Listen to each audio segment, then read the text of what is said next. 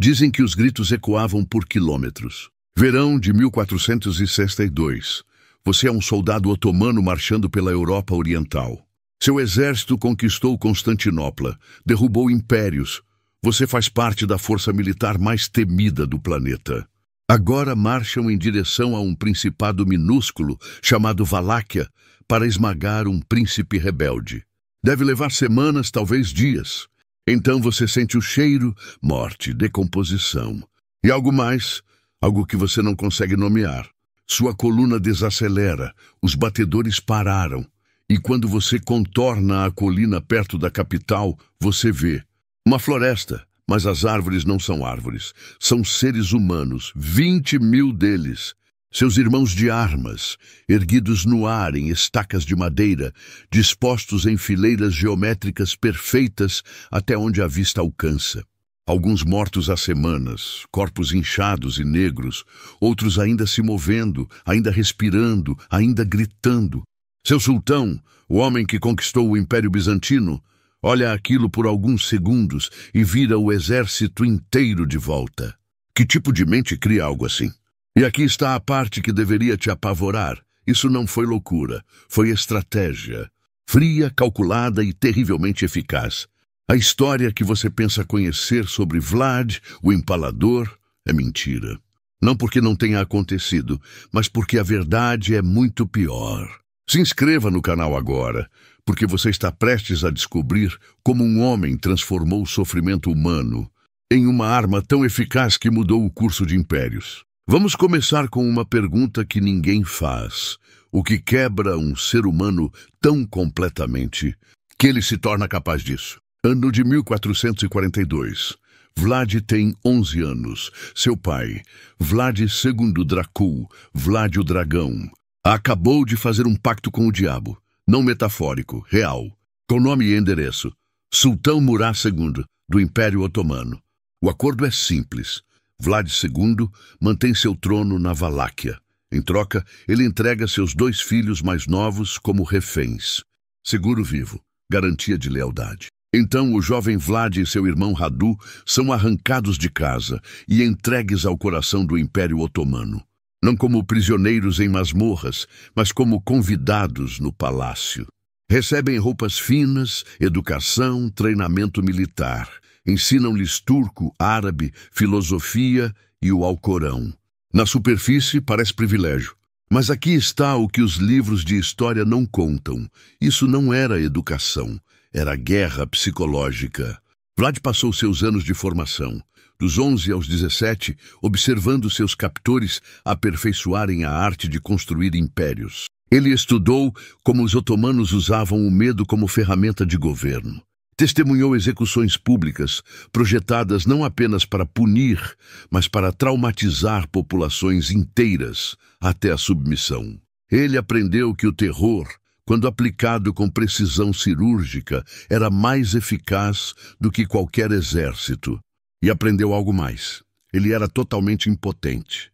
Enquanto seu irmão mais novo, Radu, se adaptava, até formando uma amizade próxima com o filho do sultão, Mehmed, Vlad se recusava a se dobrar. Segundo registros da corte otomana, ele era frequentemente punido por sua rebeldia. Alguns relatos sugerem que foi espancado, possivelmente torturado. Os detalhes exatos se perderam na história. Mas uma coisa é certa. Algo fundamental se quebrou dentro dele durante esses anos. Ou mais precisamente, algo cristalizou. Ele desenvolveu o que psicólogos modernos chamariam de complexo de perseguição, combinado com uma necessidade obsessiva de controle. Mas ele a canalizou. Cada punição que sofreu, ele estudou. Cada técnica de tortura que testemunhou, ele memorizou. Estava construindo um arsenal mental, peça por peça. Em 1448, após 6 anos de cativeiro, Vlad finalmente voltou para a Valáquia. Ele tinha 17 anos. 2 meses depois, seu pai foi assassinado por boiardos rivais. A nobreza que jogava dos 2 lados, entre otomanos e húngaros. Seu irmão mais velho, Mircea, foi enterrado vivo. Vlad estava sozinho, cercado de inimigos, sem aliados. E aqui a história fica interessante. Ele não queria apenas vingança, ele queria refazer o mundo à imagem do seu trauma. Pegaria tudo o que os otomanos lhe ensinaram sobre terror e refinaria em algo que eles nunca tinham visto. Mas primeiro ele precisava esperar. Por 6 anos, Vlad viveu no exílio, planejando, estudando táticas militares e manobras políticas. E em 1456, com apoio húngaro, ele finalmente tomou o trono da Valáquia. O monstro estava prestes a nascer. Se você está fascinado pelos pontos de ruptura psicológica documentados que criaram as figuras mais notórias da história, inscreva-se agora, porque ainda estamos apenas começando a entender como esse garoto quebrado se tornou algo muito pior do que seus captores jamais imaginaram. A festa de coroação de Vlad, em 1456, deveria ter sido uma celebração. Em vez disso, tornou-se o modelo para tudo o que viria depois. Ele convidou as famílias de boiardos, a mesma nobreza que havia orquestrado o assassinato de seu pai e enterrado seu irmão vivo. Centenas deles chegaram com suas melhores roupas, acreditando que estavam ali para jurar lealdade ao novo príncipe. O grande salão estava decorado. O vinho fluía livremente. Então, no meio da festa, Vlad se levantou e fez uma pergunta simples. Quantos príncipes da Valáquia vocês viram passar? Os boiardos mais velhos responderam com orgulho. 7, 10, alguns até uma dúzia de governantes diferentes. Estavam se gabando de sua sobrevivência, de sua astúcia política, de sua capacidade de sobreviver a qualquer príncipe no trono. Vlad sorriu, então deu uma ordem. Todo boiardo que havia respondido foi preso na hora. Mas aqui você vê a mente metódica em ação. Ele não os executou, ainda não. Em vez disso, separou-os em 2 grupos com base na idade e saúde. Os mais velhos, os arquitetos da destruição de sua família, foram empalados imediatamente do lado de fora das muralhas do palácio. Não rapidamente. As estacas foram cuidadosamente inseridas para evitar órgãos vitais, garantindo que morreriam lentamente ao longo de horas ou dias. Seus gritos forneceram a trilha sonora para o que veio a seguir.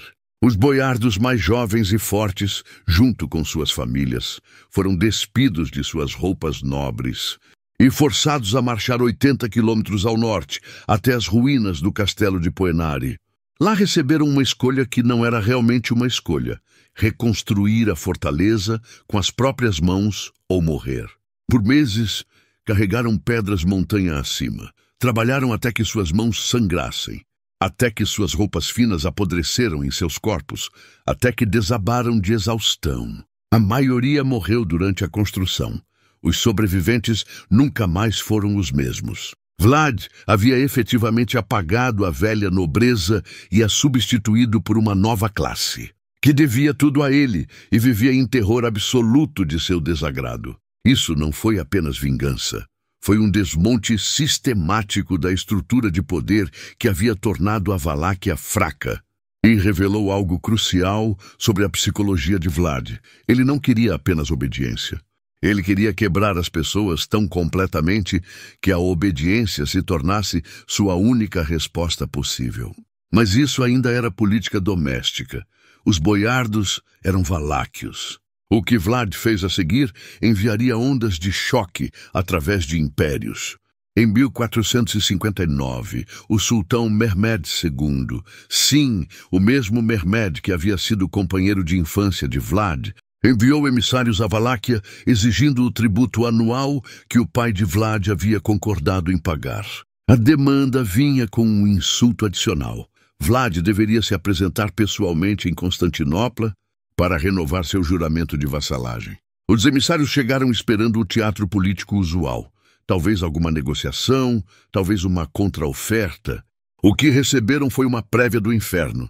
Quando entraram na corte de Vlad e se recusaram a remover seus turbantes, um costume religioso genuíno no protocolo otomano, Vlad pediu que explicassem sua tradição.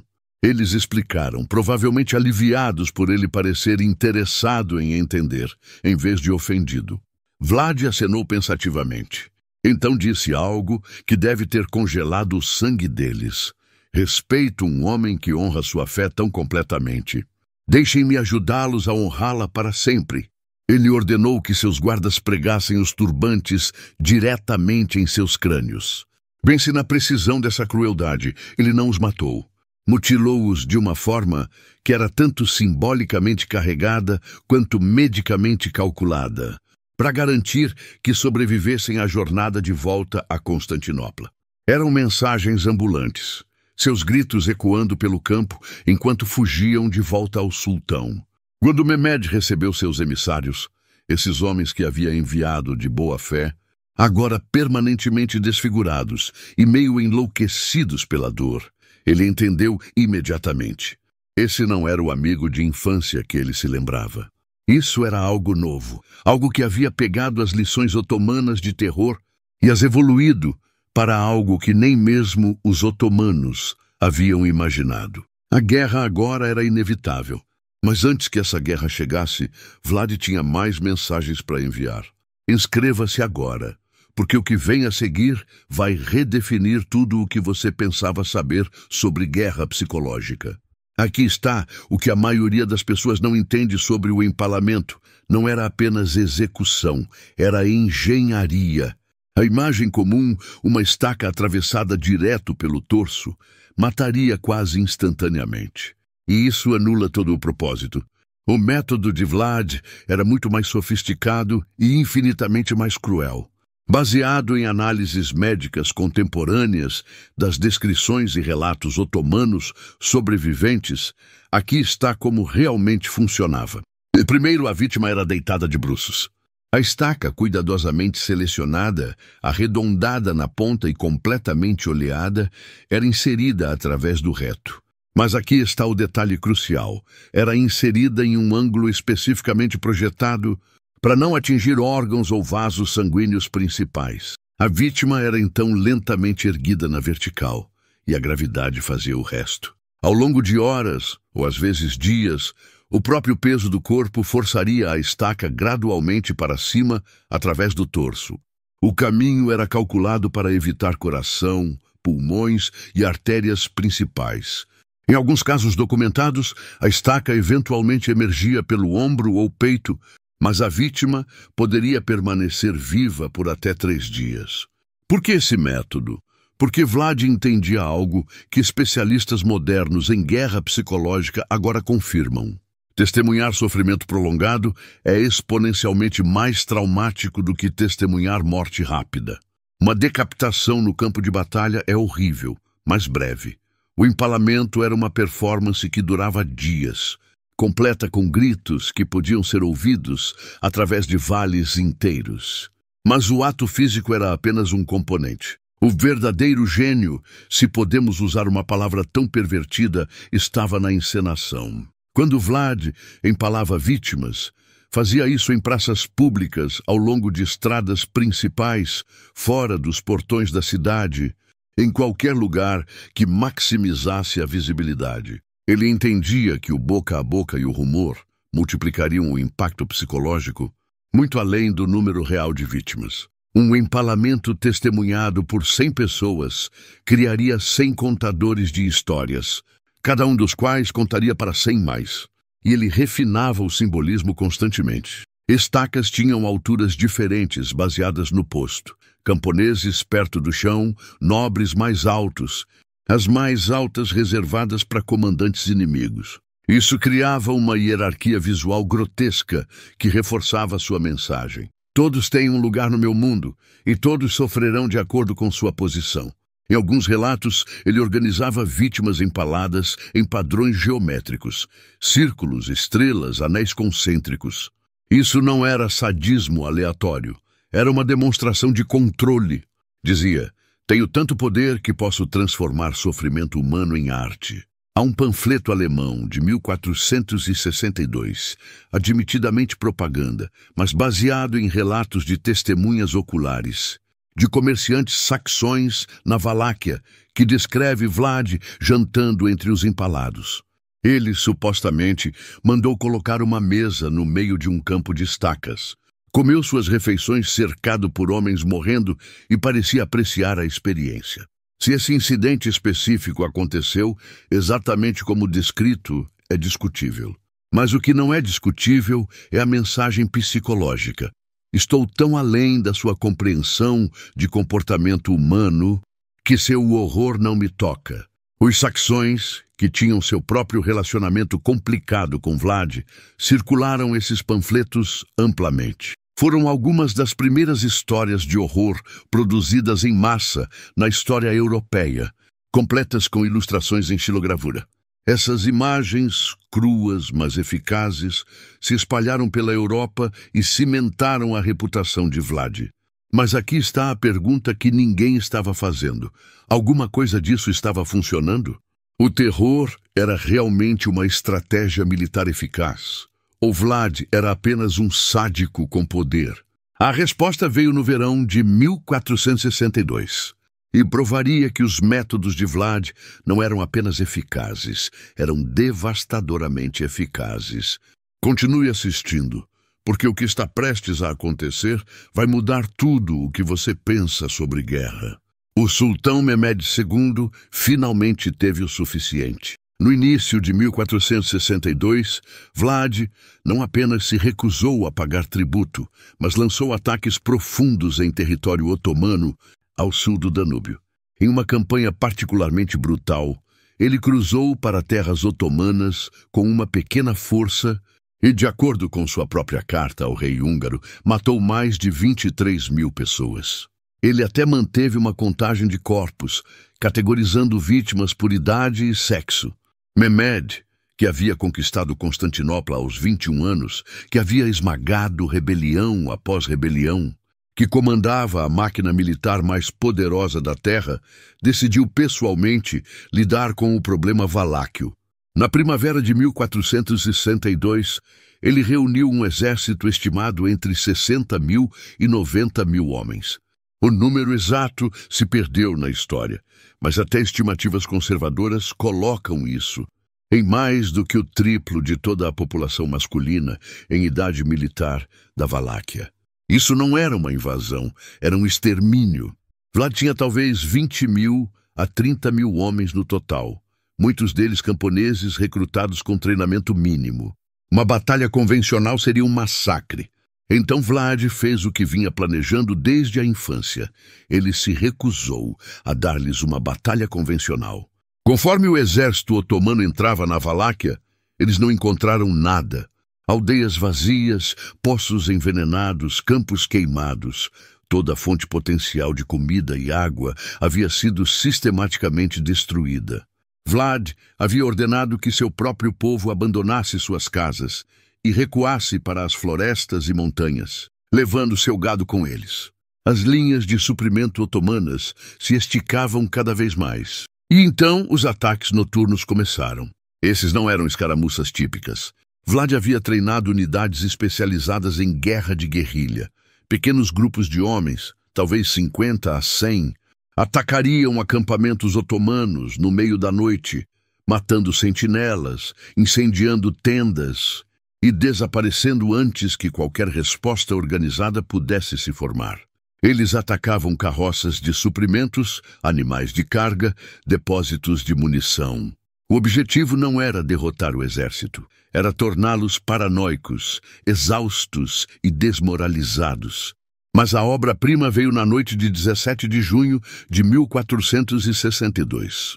Vlad havia descoberto, através de soldados otomanos capturados, que o próprio sultão Mehmed estava acampado perto de Târgoviște com sua guarda pessoal, os genízaros de elite. Era uma oportunidade que nunca voltaria. Vlad liderou pessoalmente uma força de cerca de 10 mil homens, no que ficou conhecido como o Ataque Noturno. Sob o manto da escuridão, eles se infiltraram no enorme acampamento otomano com um objetivo: matar o sultão. Relatos contemporâneos descrevem caos absoluto. Os valáquios estavam vestidos com uniformes otomanos capturados e sabiam turco suficiente para causar confusão. Incendiaram tendas, espantaram cavalos e atacaram especificamente a seção do acampamento, onde ficava o pavilhão do sultão. chegaram a metros de Mehmed. Alguns historiadores acreditam que Vlad e o sultão estiveram brevemente em contato visual através do acampamento em chamas. Mas os genízaros resistiram, formando um círculo defensivo ao redor de seu líder. Após horas de combate corpo a corpo, Vlad percebeu que não conseguiria romper. Ordenou a retirada, e seus homens desapareceram de volta na noite tão repentinamente quanto haviam aparecido. As baixas otomanas foram relativamente leves, talvez 2.000 mortos, embora fontes otomanas minimizem os números. Mas o dano psicológico foi catastrófico. O sultão do Império Otomano, no meio de seu próprio exército, quase havia sido morto por um inimigo vastamente superado em número que atacou do nada e desapareceu como fantasmas. Os comandantes de Mehmed estavam abalados, seus soldados exaustos, e eles ainda estavam a semanas de Constantinopla, marchando por uma paisagem morta, onde cada sombra poderia esconder um inimigo. Então eles chegaram à capital e viram o que Vlad havia preparado para eles. Não perca o próximo segmento. Inscreva-se agora, porque o que eles encontraram foi algo que nenhum exército na história estava preparado para ver. Nenhuma descrição escrita pode capturar completamente o que o exército de Mehmed encontrou na aproximação de Targoviste no final de junho de 1462. Mas vamos tentar. Imagine que você é um soldado otomano. Você está marchando há semanas através de terra arrasada. Está com fome, exausto, nervoso com os ataques noturnos constantes. Você não vê o inimigo há dias. Eles simplesmente sumiram. Isso deveria ser um bom sinal, mas parece uma armadilha. Conforme você se aproxima da capital Valáquia, o cheiro atinge primeiro. Se você já sentiu o cheiro de um animal morto, apodrecendo no calor do verão, multiplique isso por milhares. Então adicione o odor doce e nauseante de carne humana em decomposição. É tão denso que você pode sentir o gosto. Então você vê as estacas, a primeira, depois 10, depois 100. Então você percebe, não há fim. Elas se estendem até o horizonte em todas as direções. Relatos contemporâneos dizem que o campo de corpos empalados se estendia por quase 3 quilômetros de comprimento e mais de meio quilômetro de largura. Historiadores modernos debatem o número exato.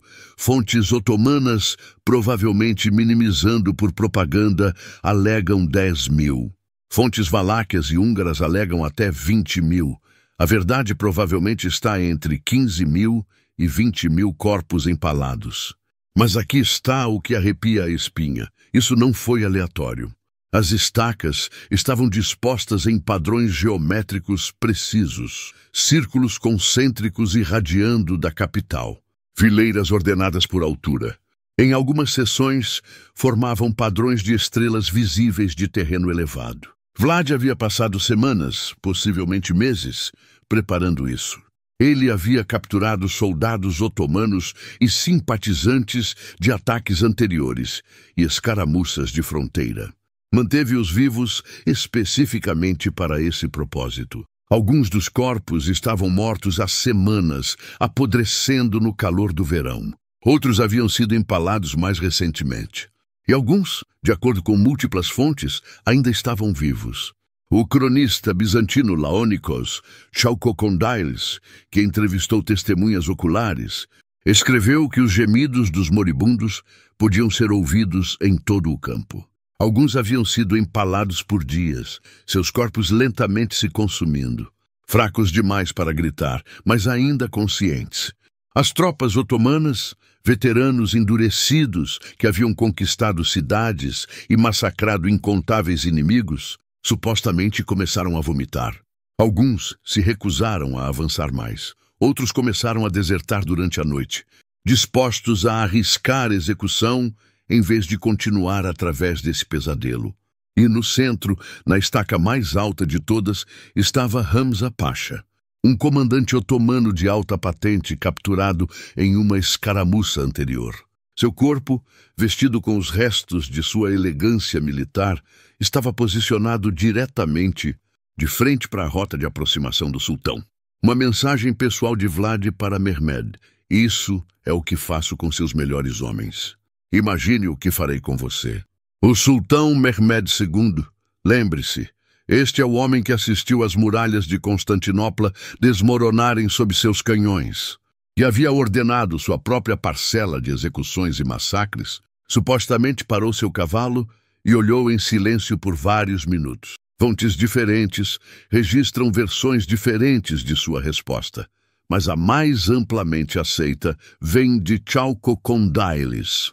Não é possível privar de seu país um homem que fez tais grandes feitos. Quem sabe como usar seu poder de tal forma?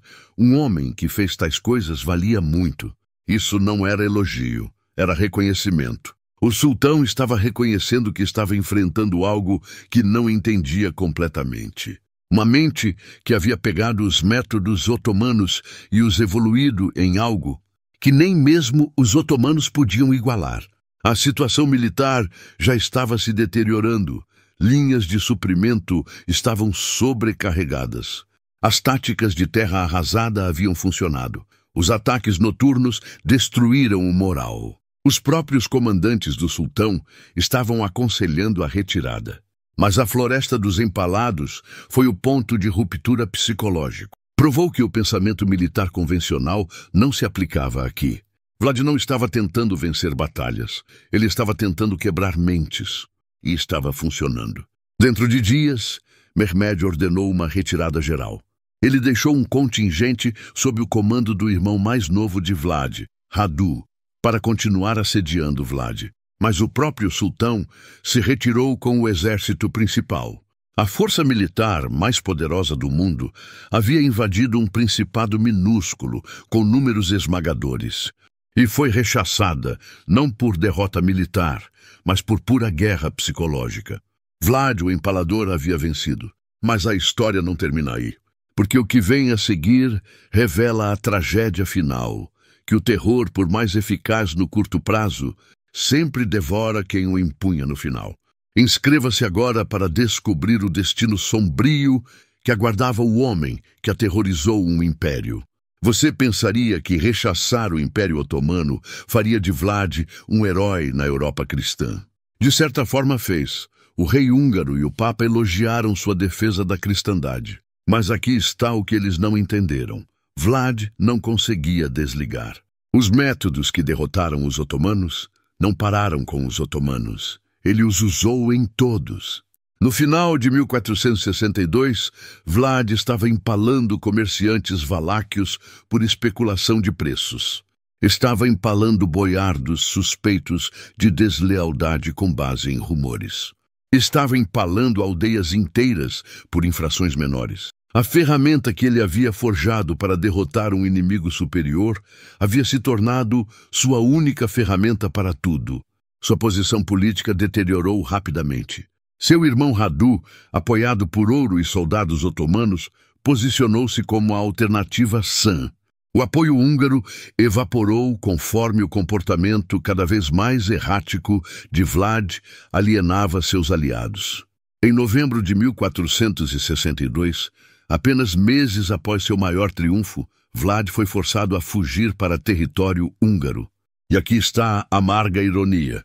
Ele foi preso por seu suposto aliado, o rei Matias Corvino da Hungria, sob acusações que permanecem obscuras até hoje. Algumas fontes dizem que Matias fabricou cartas para fazer parecer que Vlad estava negociando com os otomanos. Outras sugerem que Vlad havia se tornado um fardo tão grande que até seus aliados cristãos queriam se livrar dele. Ele passou 12 anos em cativeiro húngaro. Não a prisão brutal de sua juventude otomana, mas prisão domiciliar em aposentos confortáveis. Ele até se casou com uma nobre húngara e teve filhos. Por todas as contas, foi um prisioneiro modelo. Mas em 1476, a oportunidade retornou. A Valáquia havia entrado em caos sob uma série de governantes fracos. O príncipe da Moldávia, Estevão, o Grande, ajudou a orquestrar o retorno de Vlad ao trono, apoiado por tropas húngaras e moldávias. Vlad recuperou seu trono em novembro de 1476. Ele teve talvez 2 meses para governar. Em dezembro de 1476 ou janeiro de 1477, a data exata se perdeu. Vlad foi morto em batalha contra uma força otomana perto de Bucareste. As circunstâncias são obscuras. Algumas fontes dizem que foi morto por seus próprios homens, seja por traição ou porque o confundiram com um inimigo no caos. Outras dizem que foi cercado por soldados otomanos. O que é certo é o que veio depois. Sua cabeça foi cortada, preservada em mel e enviada ao sultão Mehmed, em Constantinopla, como prova de morte. Depois de tudo, o terror, o empalamento, a guerra psicológica. Vlad acabou como um troféu exibido para a zombaria na capital do próprio império, contra o qual lutou toda a sua vida. Seu corpo foi supostamente enterrado no mosteiro de Snagov, em uma ilha na Romênia. Escavações na década de 1930 encontraram um túmulo, mas estava vazio. Até hoje, ninguém sabe onde estão os restos mortais reais de Vlad. Então, o que fazemos com essa história? Na Romênia, Vlad é frequentemente celebrado como um herói nacional. Um líder brutal, mas eficaz, que resistiu a probabilidades esmagadoras e preservou a independência. Há estátuas dele, seu rosto aparece em mercadorias turísticas. Para o resto do mundo, especialmente após o romance de Bram Stoker de 1897, Drácula, que emprestou vagamente seu nome e história, Vlad se tornou sinônimo de vampirismo e mal sobrenatural, o que, de uma forma perversa, nos tira do gancho. É mais fácil pensar nele como um monstro, algo desumano, do que confrontar o verdadeiro horror, porque o verdadeiro horror é este. Tudo o que Vlad fez foi humano, dolorosamente, terrivelmente humano. Ele não nasceu um monstro. Foi criado por um sistema que lhe ensinou que o poder vem através do terror, que a sobrevivência requer crueldade absoluta, que empatia é fraqueza. E ele pegou essas lições e as refinou ao seu extremo lógico. E Floresta dos Empalados não foi loucura, foi psicologia aplicada. Os ataques noturnos não foram violência aleatória, foram estratégia militar de precisão. Cada empalamento, cada mutilação, cada exibição pública de sofrimento foi uma jogada calculada em um jogo maior. E aqui está o que deveria te manter acordado à noite. Funcionou. Contra probabilidades impossíveis, usando nada além de terror calculado, Vlad rechaçou um império. Ele provou que o medo, devidamente armado, poderia realizar o que os exércitos não podiam. A questão não é se Vlad era mau. Isso é óbvio. A questão é, o que isso diz sobre a natureza humana que esse método foi tão eficaz? E que outros horrores calculados estão escondidos nas sombras da história, esperando para nos ensinar lições que preferíamos não aprender. Se você quer continuar descobrindo as verdades desconfortáveis que os livros didáticos enterram, inscreva-se agora. Porque os capítulos mais sombrios da história não são apenas sobre o que aconteceu. São sobre entender por que funcionou. E esse é o conhecimento que não podemos nos dar ao luxo de esquecer.